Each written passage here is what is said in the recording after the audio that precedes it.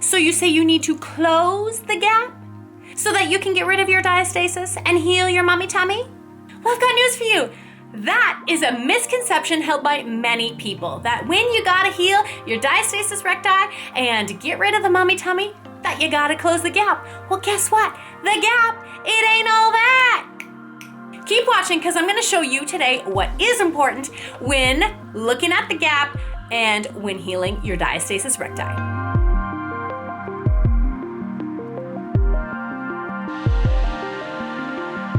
Welcome to the Strong Mom channel, all about fitness and nutrition for strong moms like you, so you can feel strong from the inside out, especially when dealing with that postpartum condition called diastasis recti, aka mommy tummy. So if you're a mom or soon to be mom, make sure to hit subscribe and hit the bell so you never miss a Tuesday video from me. Welcome back, moms. My name is Denise Cheriboga and I'm a personal trainer and holistic nutritionist. My expertise is building strong bodies from the inside out, especially after having babies and getting rid of postpartum issues such as diastasis recti, which we're talking about today. So since I've been doing this for a few years now, healing some of my clients' diastasis as well as my own, the old metric for testing, which was the finger gap, is old news. Sure, it's one indicator, but it's not the most important indicator, nor is it the most important metric when we're trying to heal our diastasis, try to get flatter belly, and deal with any other pelvic floor and core symptoms. Studies show that everybody has a gap down the midline of their belly. As I said in this video here, when I explained what diastasis is, the recti muscles are never fused together, so there is always that little space. However, we have no idea what size or how many finger widths your space was before pregnancy. All we know is what it was after pregnancy. You wanna know why? Because nobody's checking the finger gap before pregnancy. Only after we have our babies and we start dealing with all these postpartum issues, that's when we go searching and looking for answers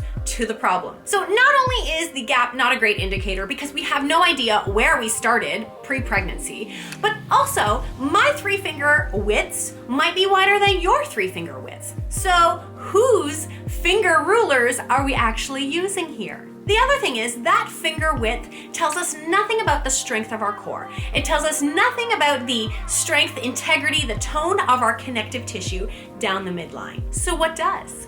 It's the fascia. It's the fibrous connective tissue that is down our midline. That's what we want to keep nice and strong and healthy, and it needs to work, so there needs to be some tone, and it does need to move. The best way to explain what fascia is to actually show you.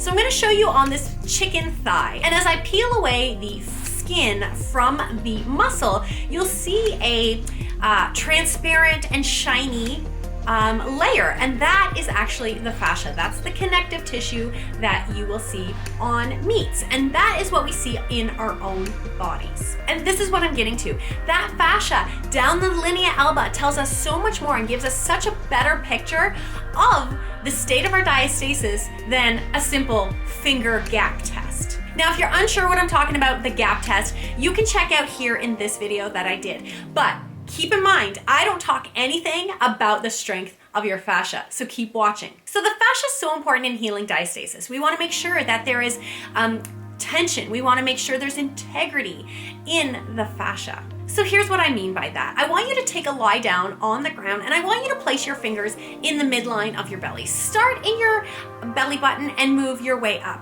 What does that feel like? Do you feel a little bit of tension?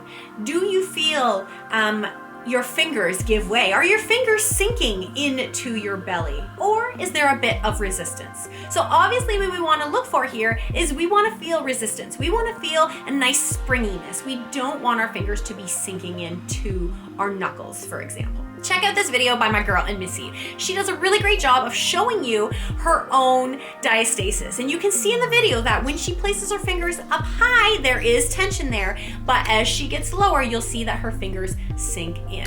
Mamas, I want you to go and test your own linea alba and write in the comments below, do you feel springiness?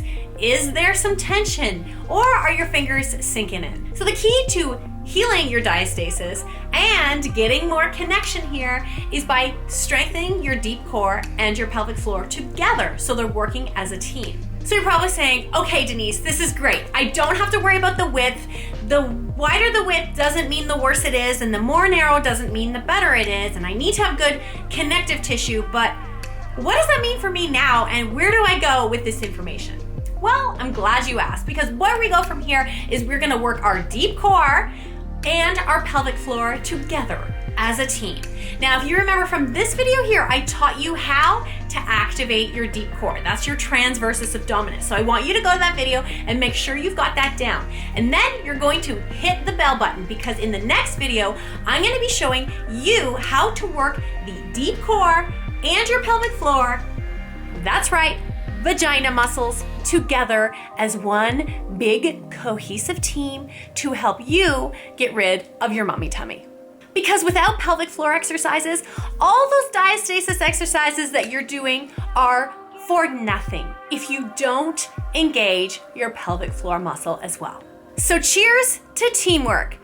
Stay tuned for that in the next video. Now, I'm not leaving you hanging off of a cliff here. If you haven't yet already downloaded my Flat Belly After Baby ebook, make sure to grab that here. I'll put the link in the description below. This is 10 holistic strategies, 10 holistic ways that you can get a flatter belly without extreme exercises, without dieting, and without surgery. So make sure to grab that in the meantime. And in the next week, we're gonna talk all about deep core, pelvic floor, working together to heal your diastasis. If you like this video, please give it a thumbs up, share it with your other mom friends, because this is the stuff that nobody else is talking about. And I'll see you in the next video. Have a good one.